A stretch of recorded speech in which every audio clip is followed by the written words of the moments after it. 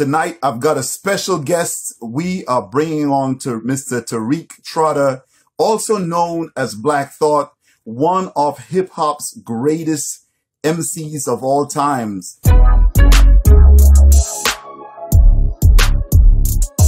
On behalf of the entire fragrance community, at least the online fragrance community, we are very, very excited, very, very pleased that you have taken some time out to engage with us. It means a lot.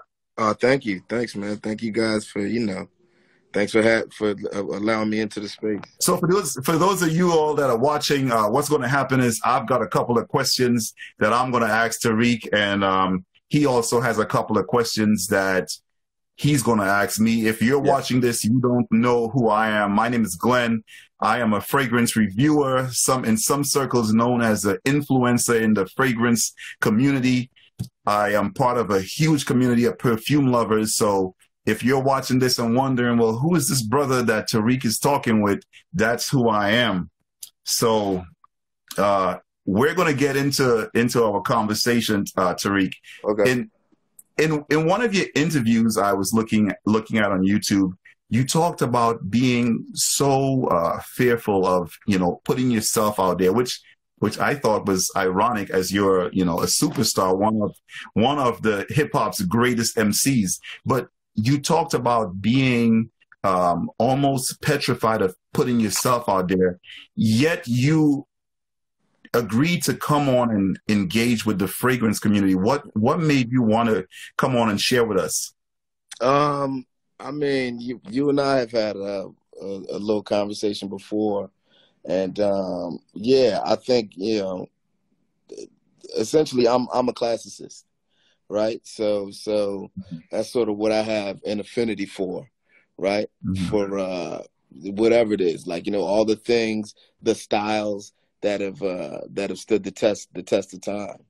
And I feel like every man, everyone, we all have our own sense of style, our own sort of fragrance identity, so to speak, our own, expressive identity, like the way we express ourselves.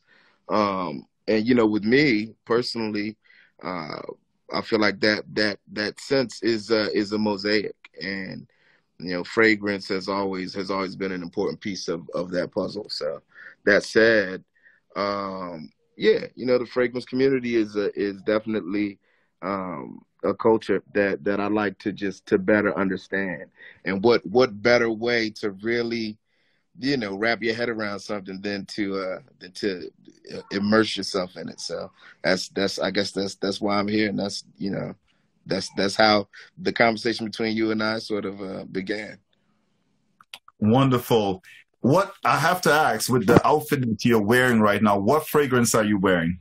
Oh man, it's crazy because I'm just like laying around the house today. What I am wearing now, is it this joint? No, yeah, it is. I'm wearing from Mio Fushuni, the Rites of Passage. Ah, yeah, I'm wearing that today, and it is I like it because it's light. It's light enough to I don't really have to worry about how much I'm putting on and about it ever sort of being overpowering. And it I like the way it evolves, during the course of a day. It some days it gets more complex, some days it gets more simple over time. And that's what I got on today, just on some chill. I haven't left the house today yet.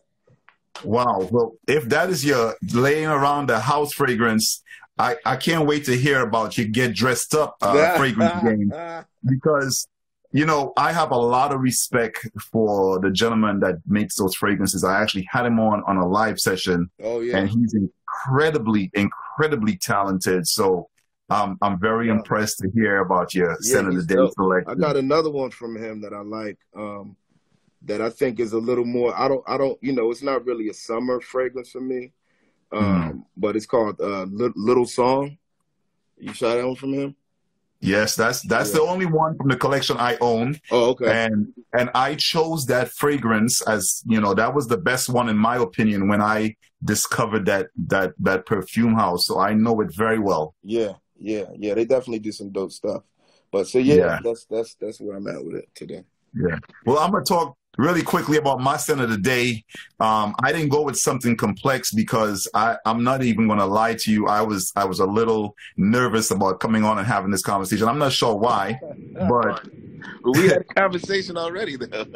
I know, but just coming on live with you, it's a big deal for me and the fragrance community. I'm not even going to lie to you. It is a big deal. It's a big deal for me as well.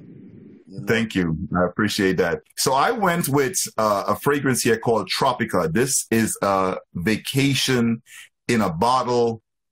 This is what I wanted to kind of ground and calm me before our session. So this is by a brand called Maya Njai. She's out of the UK, and just a talented sister that's making some beautiful perfumes. So wow.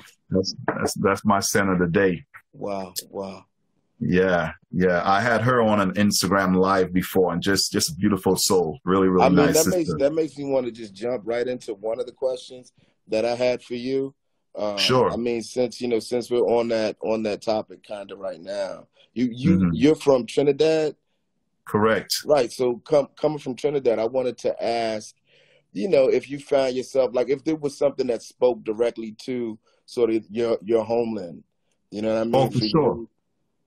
For sure. So for people that aren't familiar with Trinidad, Trinidad was probably the most tumultuous island of the Caribbean. Yeah. So they were literally playing hot potato with the island. We switched hands from the French, the Dutch, the Spaniards. And because of that background, we also had indentured laborers.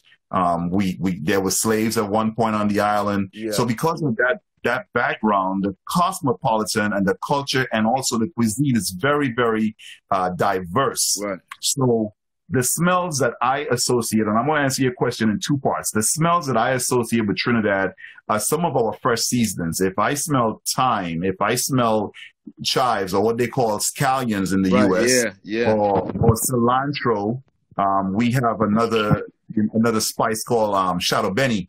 Yeah. When I smell those things, I am taken back to the island. But when in terms of perfumery, if I smell notes of coconut, if I smell patchouli, the earthy patchouli, if I smell leather, those type of notes, they take me back to Trinidad. So that was a very good question. I've got a question from the fragrance community because people want to know.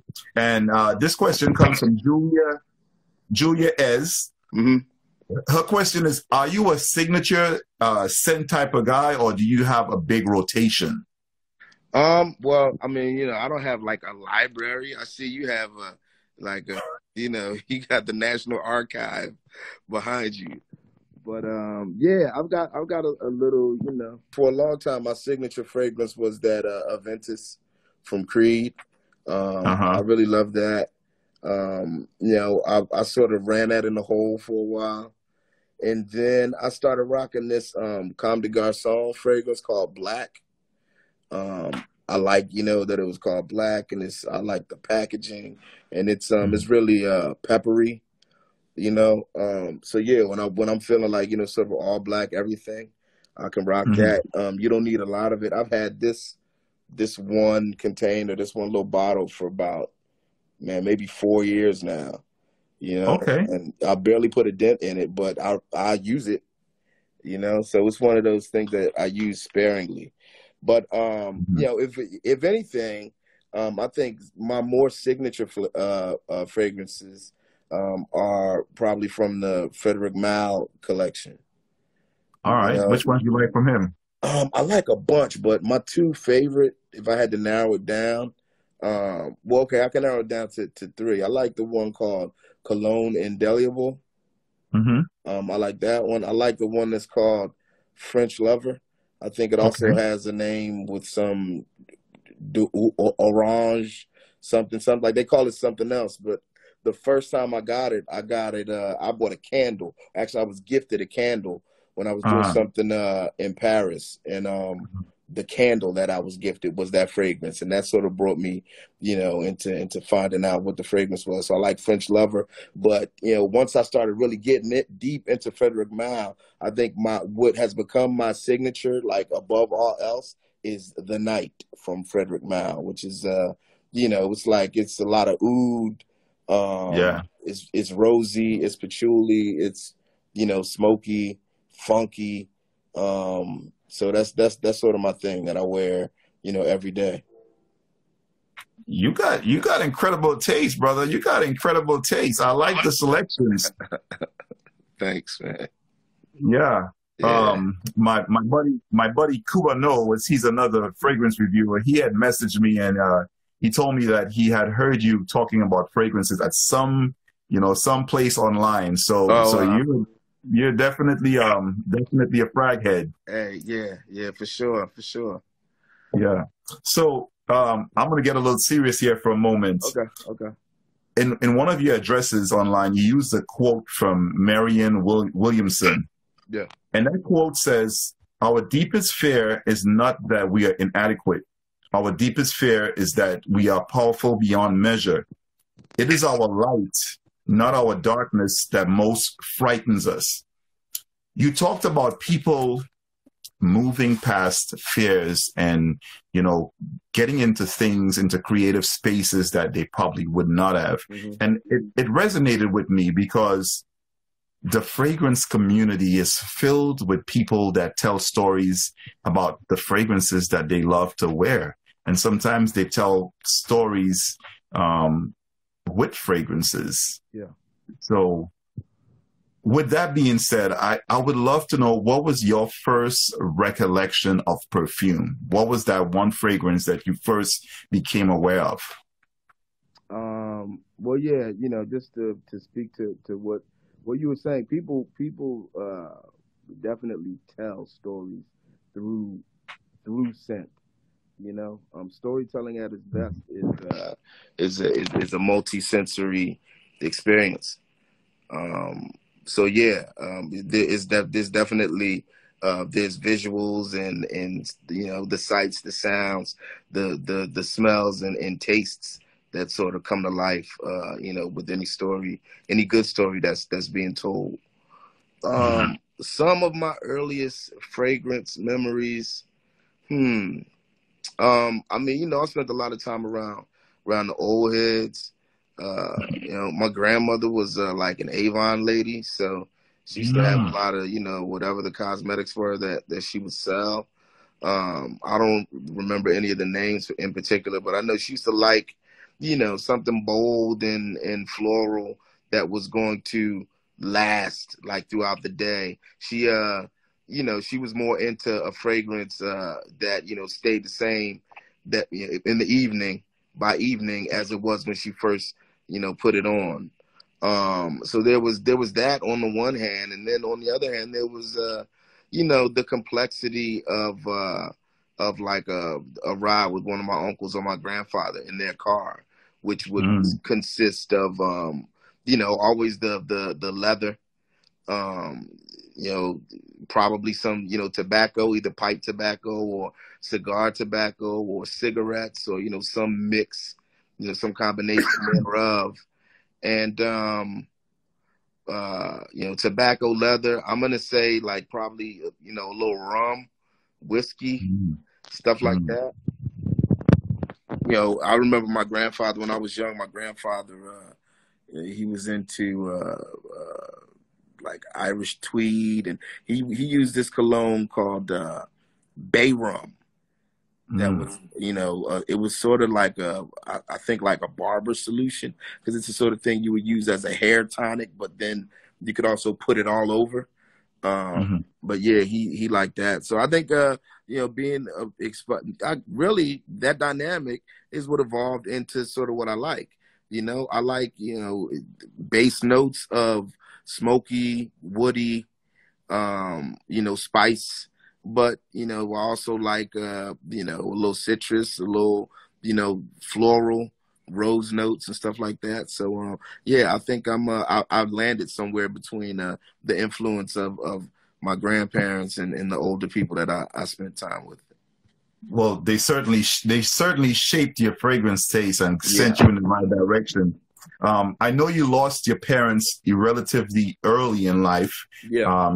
You were about 16 when you lost your mom. Any scent memories from mom? Yeah, my mom, she used to wear the original Chanel #5. She wore that sometimes.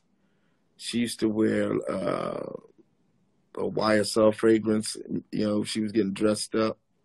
That was called it might have been the Rive Gauche, something like one of those old YSL fragrances. But I mean, on the opposite end of that spectrum, she was into stuff like the Revlon fragrance, Anjoli. She used to wear that sometimes. I remember she used to she liked the commercial. It had a good jingle. I bring home the bacon, fry it up in a pan. So she used to like that stuff. But I guess overall, what I recall as a young person is that there were, lots of fragrances, lots of, cosmetics, lots of concoctions, so to speak, that were being marketed towards, the public. And that seemed, everyone sort of seemed to gravitate towards, but I don't recall really ever having or feeling as though anything was, made specifically for people who looked like me and for people who lived, where I lived and moved, like people who I knew sort of moved, from fragrances, to just all cosmetics, you know what I mean? It always felt a little inaccessible, as I recall, Well, the landscape is certainly changing, and we talked about that in the past, and we may have some future collaborations in that direction. But the landscape is certainly changing. For sure. And specifically, there are amazing Black perfume brands out there.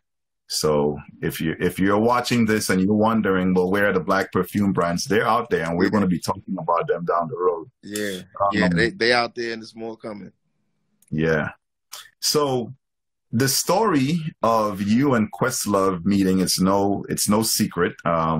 And I'm not going to make you rehash that story because I think it's a really well-known fact. But what I would like to know is, what were some of the fragrances that you were wearing back then? And I'm talking about the fact that the story has it that you had met Questlove in the principal's office because you were being suspended from school for cutting classes to hang out with some ladies. I guess in high school, 9th and 10th grade, around the time when Quest and I started rocking, I used to wear, I want to say I wore like Calvin Klein Obsession or something. I had an uncle who, I have an uncle who, that was always his thing. Some combination of, Obsession as sort of a base. And then, he's a Muslim, so he would always sort of, cut that with, a touch of oil here, a different oil. Throughout the day, he would, acquire different fragrances. But he would always sort of begin with that Obsession. And once Quest and I formed this group, he lived in a part of Philly that was on a strip. It was like on like that strip, 52nd Street, where you get off the train and, you're going to run into 20, 30 people, selling each and every different kind of fragrance, but in oil form. That was a huge part of my aromatic journey. Like my story, my evolution was when he and I sort of clicked up, and I got into the world of more oils and stuff like that. Really from him and from Malik B, the other rapper, longtime MC in the Roots.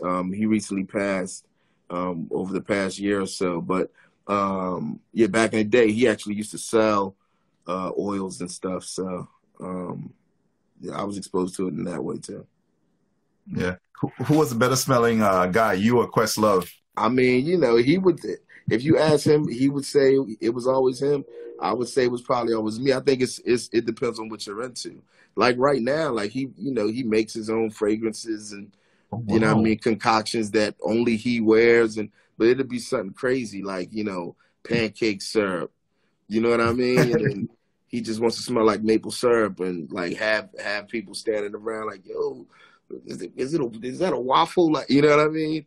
But it's I guess it's that's his comfort zone, So yeah, he does like, more tricky fragrances, and I guess what I'm into is a little more traditional. I mean traditional in that it's like there's a chemist, there's someone actually curating these fragrances, other than myself. Right. Yeah. Interesting. That's very interesting. Two of hip hop legends, Biggie Smalls and Snoop Dogg. Biggie Smalls mentioned Chanel Platinum Egoist, which I happen to love. Oh yeah. Snoop Doggy Dogg mentioned Cool Water Cologne. Yeah. Have you ever mentioned a fragrance in any of your song lyrics? Man, I'm sure I've mentioned fragrance in quite a few song lyrics. Probably because you're asking me right now, I can't really think of too many. I know on the joint that came out, last year, this song that I did with West Side Gun called Ishkabibbles. I make reference to those oils. I think I mentioned Firdos, and which is an Arabian sort of fragrance, and Somali Rose. So I definitely made mention on that joint. Oh, and then I have on one of my unreleased songs, one of the tracks from just from one of my albums that have yet to be released. I make mention of that Indian oud. I say oud from the Indian trees is my fragrance. Okay. I'm definitely making more mention, now. But I mean, I feel like there's been quite a few times throughout my career where I've made reference in some way, shape, or form to what fragrance I was rocking at the time. Very, very dope. Very dope. We've got another question from the fragrance community. This question comes from Abba Bread. His question is, who are your three favorite rappers? My three favorite rap, like of all time? It's weird. People never really get, like, when I say my three favorite rappers, people don't really understand. Sometimes I catch flack. I mean, I don't know, man. Excluding myself, I really like, and this changes every day. If you ask me tomorrow, it might be different. I'm going to say Andre 3000, Nas, and Jay-Z are my three favorite rappers. That's today. Yeah. Yeah. Well, whenever I have conversations, I'm not a rap expert because I grew up in Trinidad. I didn't really get into hip hop till 1992, but Jay-Z and Nas are some of the names I mentioned because, we lived in New York first. So, I was all about that East Coast rap. So it's nice to hear that, someone of your talent would mention those two rappers as well. That's pretty dope. Yeah. I mean, I put myself right up there though, but since I said myself excluding, I'm gonna say those brothers off top. Yeah. I mean, it's hard. It's hard. It's hard for me to narrow it down, to pick and choose. If I'm going rappers like of today, I love Kendrick Cole. I love Griselda. Two of my favorite artists, Freddie Gibbs. That's my guy. I love Gibbs. I always love what he does. I think he's a great performer. I think he's great in the studio. I love J.I.D. I think JID is dope, and you know, is I think he really represents that next wave. I've always been a Tyler fan. You know, I think Tyler the Creator is fearless, and you know, I've never been disappointed. But on the same token, I like artists like you know, Mac Hami, Joey Badass, and stuff like that.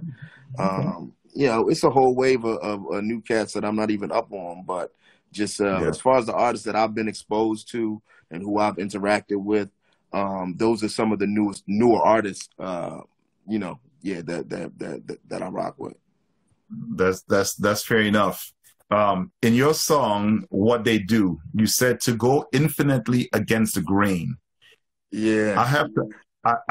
And that's an amazing song. Like that's, you know, that's like a whole different layer of level of lyricism. I want to know if you approach fragrances the same way. Are you, you know, do you in your circles, do you go against the grain with your fragrance choices? I think, you know, I think I approach life in that way. You know, I think that's the best policy, is to, you know, never do what they do, and, you know, go infinitely against the grain. I feel like, you know, it might not always be the short fix, but, you know, it's the ultimate answer in the end. You know what I mean? Be a leader. You know, there's going to be a lot of folks that's doing a lot of, you know, making a lot of moves, and, you know, just find it within yourself to sort of carve out your own, you know, stake, you know what I mean? Your own groove, and follow that. So I feel like that's sort of what the rules by which I've lived for all this time, you know, a long career. So yeah, still very relevant today. I mean, like when I, you know, dissect the lyrics of that song, it's like a message to me, even with what I'm doing. Yeah, in my mind. It's dope, man. It's beautiful that we were able to go into, you know, into sessions and into the creative process all these years ago, just with a clear intention to create music that was going to be timeless, and to have, you know, for the most part, for that music to you know, still be up to snuff, is dope, and it's a huge reward. I think that's something that we're, you know, one of the things that we're most proud of is that, you know, the stuff that we were on when we were 19, 20, 21 years old, you know, are still words that, you know, adults today sort of live by and have lived by. So it's a huge honor, and yeah, just a blessing, man. Yeah, the crowd is going crazy right now, just the mere mention of that song. So it's definitely a crowd favorite. I'm going to reference a keynote address you gave back in 2019. Yeah. This is at the Here Are All the Black People event. It was October 30th, 2019. And you dropped some pearls of wisdom. In the essence of time, I'm just going to ask you to expand on one of them. Okay. You talked about, and this was an address to creators, and you talked about getting outside of your comfort zone and how that ultimately got you involved in the Broadway production Hamilton. Can you tell us a little bit about that? Well, for me, yeah, I'm often asked to give advice to young people, or, you know, to young creatives. You know, some, I guess, sage wisdom or whatever, or sometimes people say, what would, you know, they ask me what I would say to the younger version of myself if I was somehow able to, you know, to travel back and do so. And, you know, I can honestly say that, I don't know, man. I mean, I feel like I'm still learning every day. I have more to learn than I have, you know, to give. And, you know, there's so much that now I know that I wish I knew then. And I don't even know really where I would begin. But just off top, I think one of the most valuable lessons I've learned is finding my voice and remaining true to it. I guess it goes back to you know, you could say infinitely going against the grain and that whole thing. You know, I feel like I learned, you know, or I came to accept uh, earlier on that, you know, the way I do things and the way the roots were going to do things, it couldn't be the way our counterparts were were on it. You know, so we had to make a lot of sacrifices, and again, you know, like we had to normalize a lot of stuff that you know wasn't normal, wasn't commonplace at the time. But you know, we did it, and I feel like we're better for it. The game is also, you know, better for it. So yeah, you know, whenever I have to deliver like a keynote or give that sort of speech, that's when I get nervous. You know, you talk about you, I get nervous when I have to talk to, you know, some young people.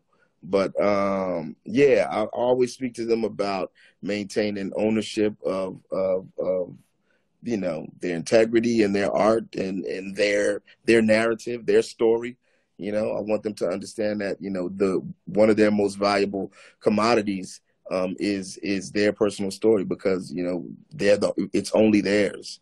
And you know, that content is king, and you know, you gotta hold on to that.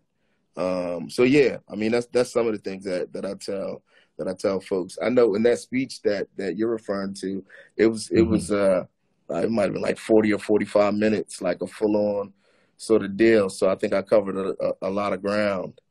But yeah, I think that's it. That's it in brief. Yeah, I was sitting with a pen and paper because, again, I felt like some of those things were so pertinent to my journey as a reviewer and as a blogger, as a member of the fragrance community. Yeah. So again, timeless information. If you're watching this, you haven't seen that, look him up on YouTube, Black Thought. You'll find that keynote address, and it'll change your life. Yeah, it's from here. Here are all the Black people. Yes, yeah. Indeed.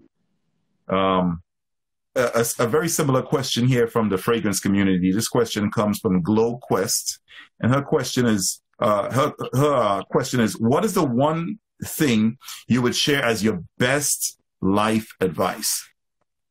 Yeah, you know, I guess my best life advice, I would say, you have to, you know, learn how to, and then understand when to get out of your own way. I mean, I would say, you know, don't overthink things.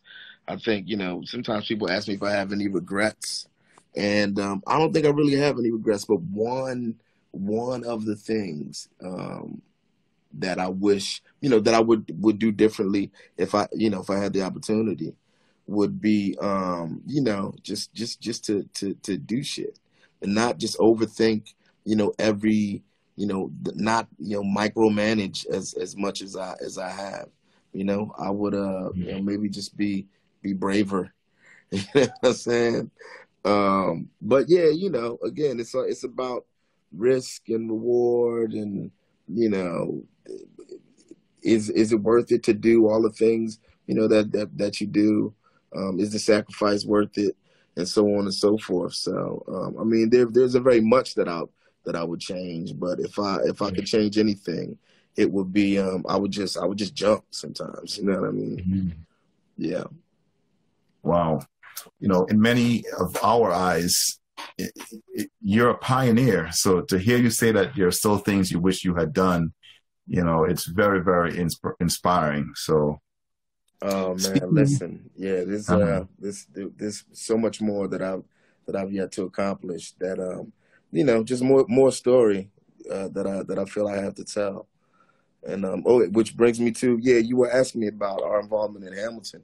In Hamilton, we just you know, we did some music. We sort of oversaw the music. The original cast recording was one album, and then we did another album called the Hamilton Mixtape. And that was my sort of, you know, venture, my initial venture into the foray of musical theater. And, you know, since then, since I saw Hamilton for the first time, pretty much I've been working on the show of my own, working on the show with John Ridley and my good friend Scott Elliott and Bill T. Jones. And we have a musical of our own that's going to be opening in January, finally.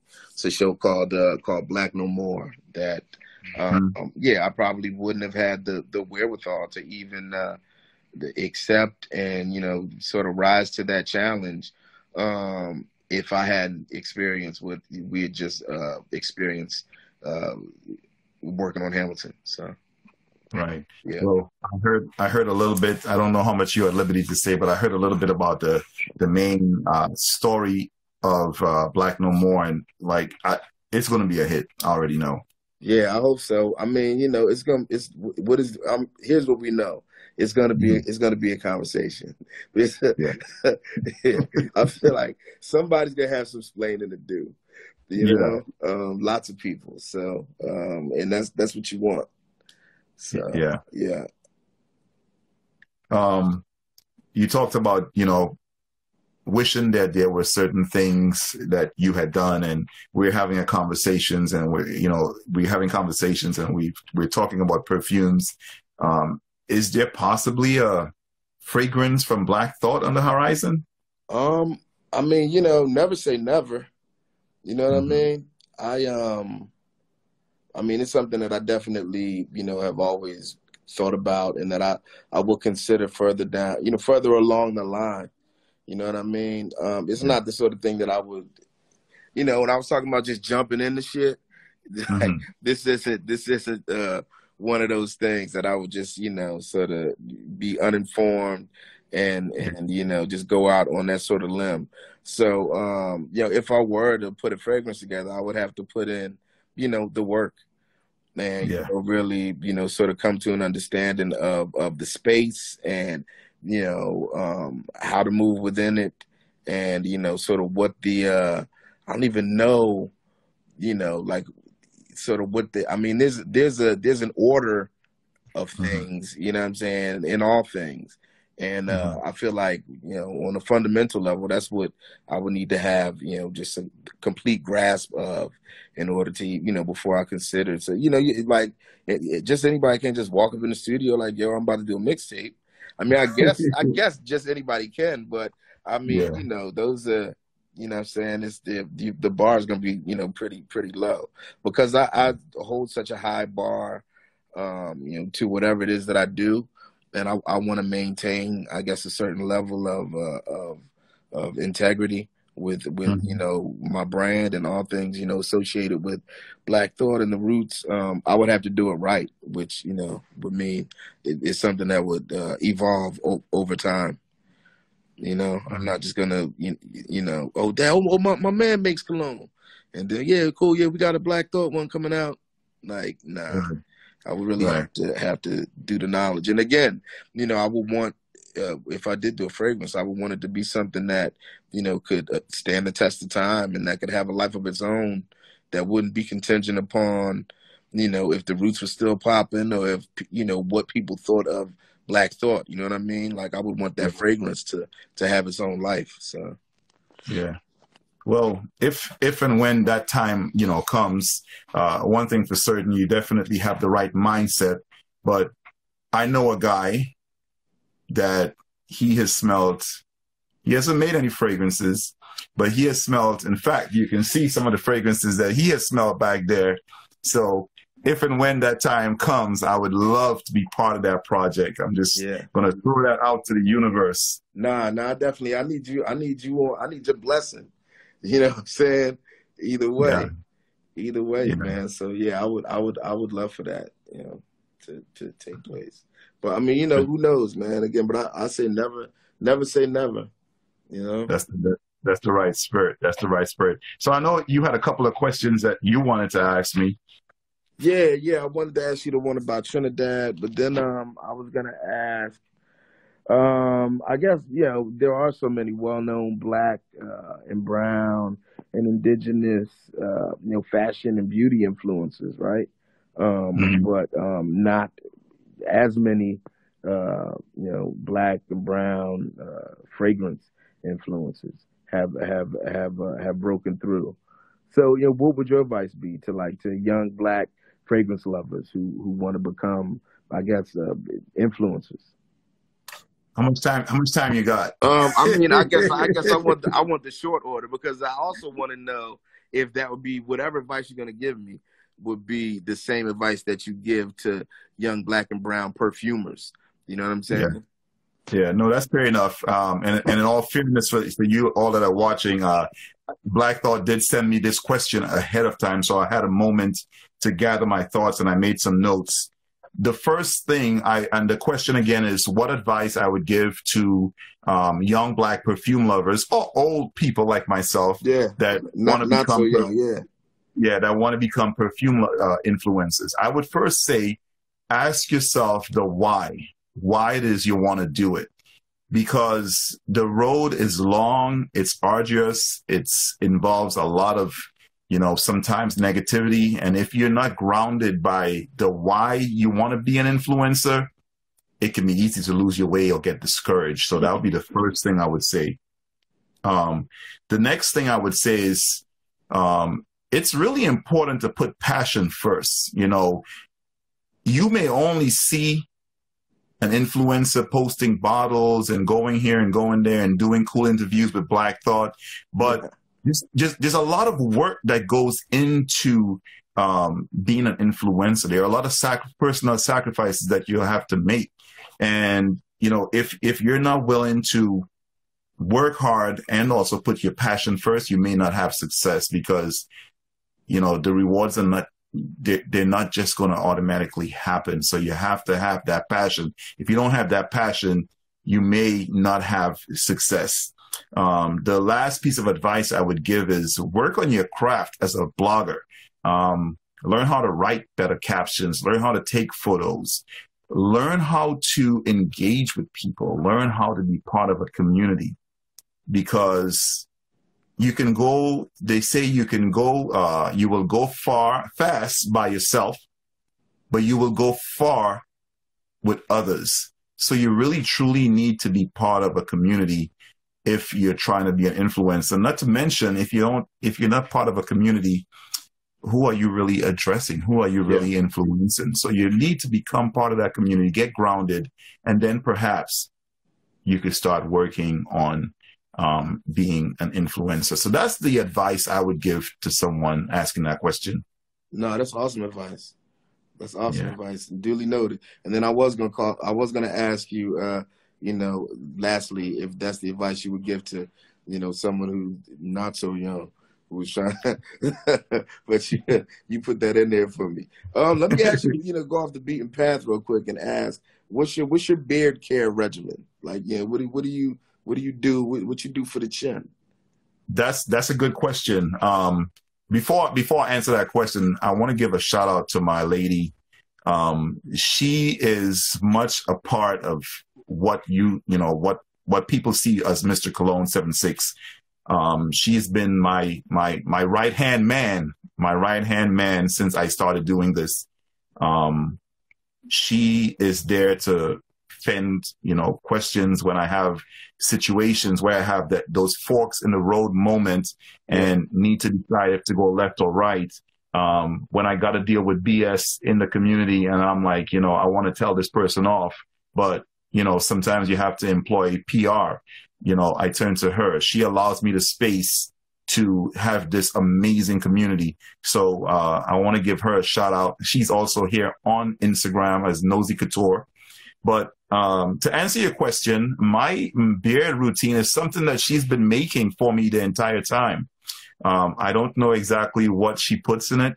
The only part that I have is once she's made the base, sometimes I will scent it with different oils. I've used rose, I've used good benzoin, I've used oud, I've used jasmine. So I get to do the scent part of it. But in terms of the ingredients, she has made the product that I've used. And I've cut my beard off after COVID because I'm a registered nurse and I needed to be able to put on the proper airway protection. So I took my beard off. So it's just now growing back.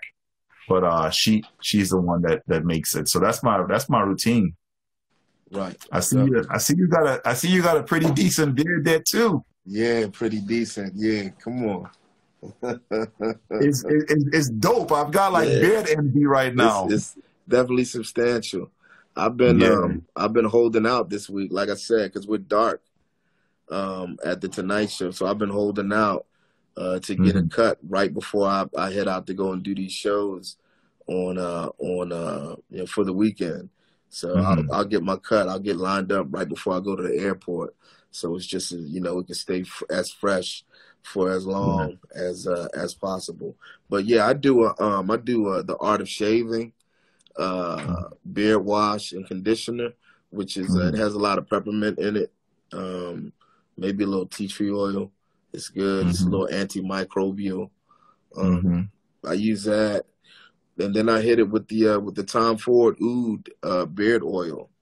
Okay. Yeah, and that's pretty much, you know, that's how I do. Sometimes I alternate. Like if I'm at work, the hair and makeup department at work, if they're gonna put some oil in my beard right before I walk on, they'll use the Aesop. Aesop does a beard oil that's more it's more lemongrassy. You know, it's not, you know, smoky. It's sort of like the antithesis to this. So we alternate back and forth. But yeah, that's pretty much it, man, for me. Yeah. I try not to get too fragrant with the beard because I work in surgery. Yeah. So I wear a surgical mask, and if it's too much aroma happening under there, sometimes it's just too much with a mask on. So I try to be a little light on the yeah, I could imagine. Yeah. Wow.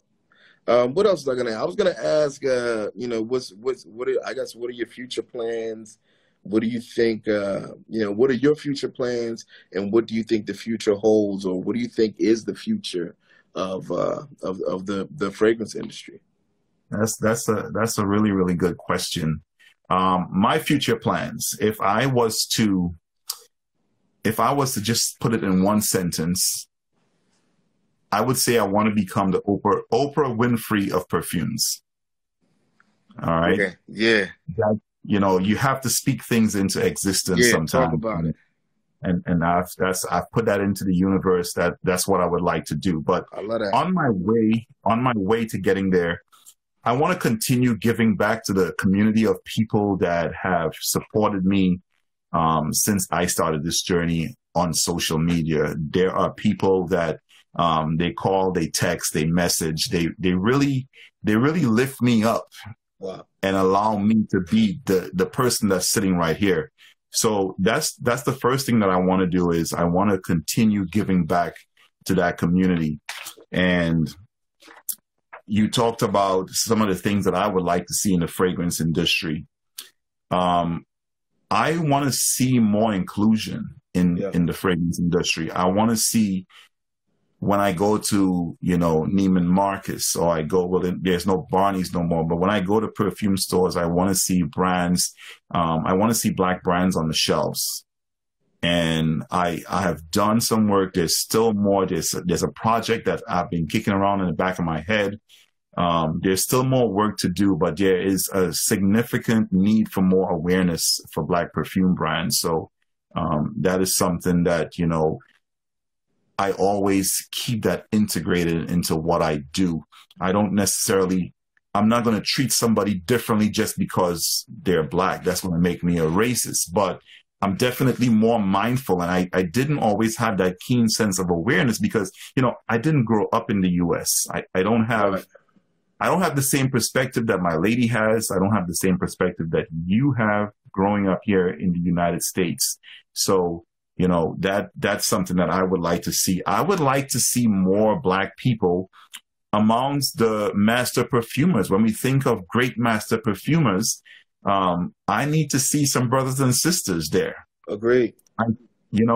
I think it's important that kids, you know that that's a viable option, that it is possible to be, you know, famous as a perfumer. Like, that representation isn't really there currently. So, you know, I want to see that happen. In terms of the industry, I feel like we are at a point where gender distinction in fragrances are changing. They're dissolving.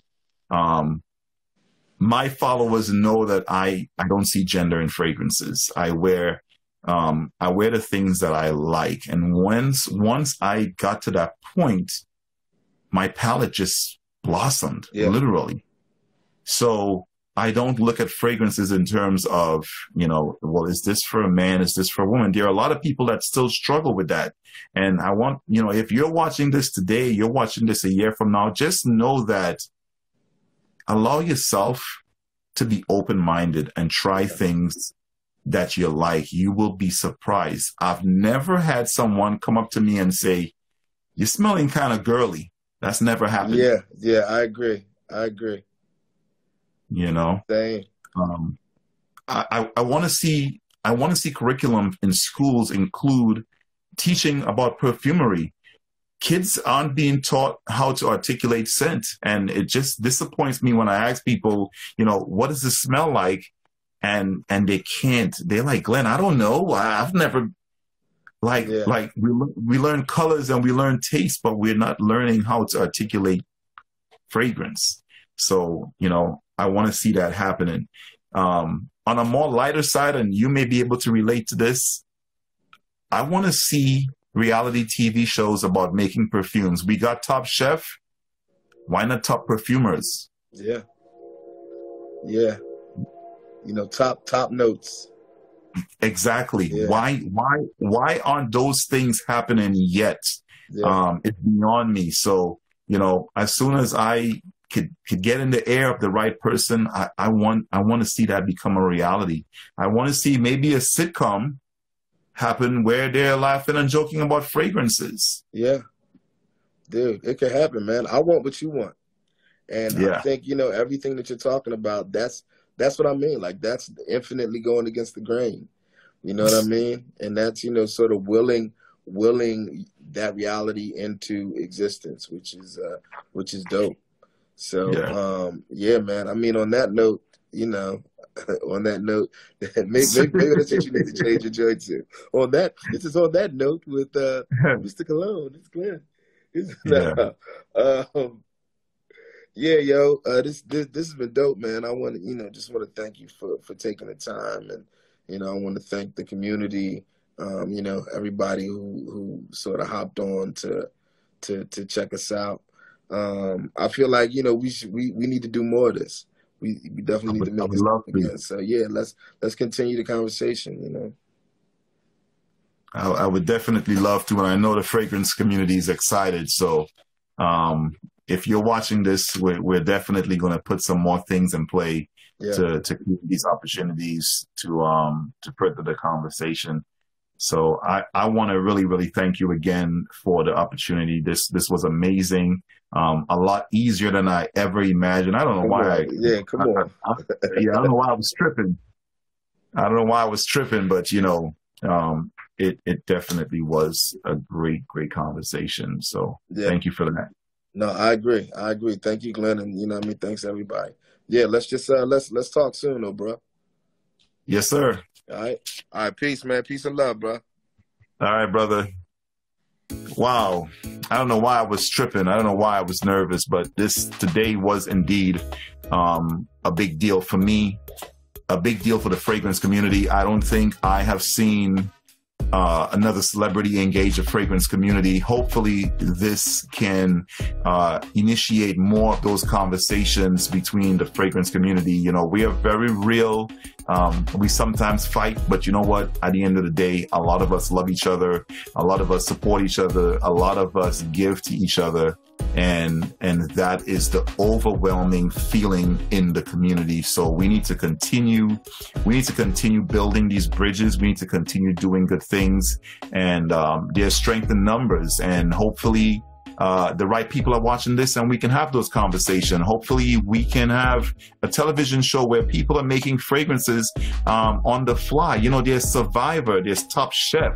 There are all these different shows, but we haven't seen one for fragrances. So let's make those things happen. Once again, my name is Glenn. MrCologne76. You can find me on Instagram and on YouTube, MrCologne76. I want to thank everyone that was here, everyone that supported today's show. Once again, Tariq Trotter, aka Black Thought, thanks to you, thanks to your lovely family for allowing you the time to share with us. I'm going to reshare this broadcast on my page, so let's share it up and let people know that, you know, this happened today. I think it's fair to say that today was a part of history. All right, I'm out. Thank you all.